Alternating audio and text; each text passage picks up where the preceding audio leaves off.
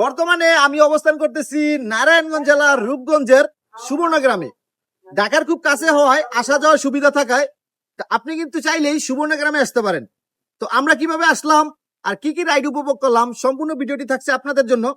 ঢাকার যে কোনো জায়গা থেকে বাস কিংবা সিএনজি ধরে আপনি কিন্তু চলে আসতে পারবেন সেই গাউসিয়ার সুবর্ণগ্রাম। ঢাকা শহর থেকে মাত্র 1 ঘন্টার দূরত্বে নারায়ণগঞ্জ জেলার রূপগঞ্জে এমন সুন্দর একটি পার্কে আমরা পৌঁছে গেছি। তো চলেন একসাথে এই সুবর্ণগ্রামের সৌন্দর্যটা একসাথে উপভোগ করি। সুন্দর এই সুবর্ণগ্রামে ঢুকলে আপনি প্রথমে যে জায়গাটি দেখতেছেন এটি হচ্ছে কার পার্কিং। আর অল্প একটু সামনে গেলেই এমন একটা সুন্দর গাড়ি আপনার চোখের সামনে পড়বে, যে গাড়িটি মাত্র জনপ্রতি 50 টাকায় পুরো পার্কটি 15 মিনিটে আপনাকে ঘুরিয়ে দেখাবে। ঘুরানোর পাশাপাশি মাত্র 15 মিনিটে পুরো পার্কের ভ্রমণ গাইডলাইনটি ড্রাইভার আপনাকে দিয়ে দিবে। এখানকার অনেকগুলো রাইড আছে, তার মধ্যে সবচেয়ে উল্লেখযোগ্য এবং প্রধান রাইড হচ্ছে স্পিডবোট ভ্রমণ। ঘোড়ার গাড়ি দিয়েও আপনি পুরো পার্কটি ভ্রমণ করতে পারবেন। জনপ্রতি মাত্র 100 টাকায় আমরা ভ্রমণ করব সাফারি গাড়ি দিয়ে সাফারি পার্কে। আশেপাশের সৌন্দর্যগুলো দেখতে দেখতে আমরা চলে যাব সাফারি পার্কে।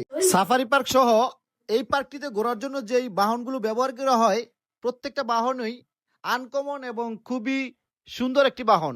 আর সাফারি পার্কে ঢোকার সাথে সাথেই আমাদের সামনে চলে আসে বিভিন্ন জীবজন্তু, গরু ছাগল সহ হরিণ এবং অন্যান্য অনেক প্রাণী। সাফারি পার্কের সেই সৌন্দর্য দেখতে দেখতে আমরা প্রায় চলে আসলাম সাফারি পার্কের শেষ প্রান্তে। আর সাফারি পার্কের প্রধান আকর্ষণ হরিণগুলোকে দারুণ লাগছে দেখতে। এখানে বাচ্চা এবং বড়দের বিভিন্ন ধরনের রাইড পাওয়া যায়, সেগুলোর প্রত্যেকটার অভিজ্ঞতার দাম কিন্তু খুবই চড়া। আপনি খাবার দাবার নিয়ে চিন্তা করছেন? কোনো চিন্তা নেই, সেখানে খাবার দাবারও মনোরম ব্যবস্থা আছে। ফাইনালি আমাদের সেই ছোট্ট সুবর্ণগ্রাম ঘোরাঘুরি শেষ। তো এখন আমাদের বিদায়ের পালা।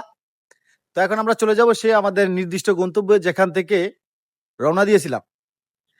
ধন্যবাদ, আজকের ভিডিও এই পর্যন্তই। আবার দেখা হবে অন্য কোনো ভিডিওতে অন্য কোনো একদিন।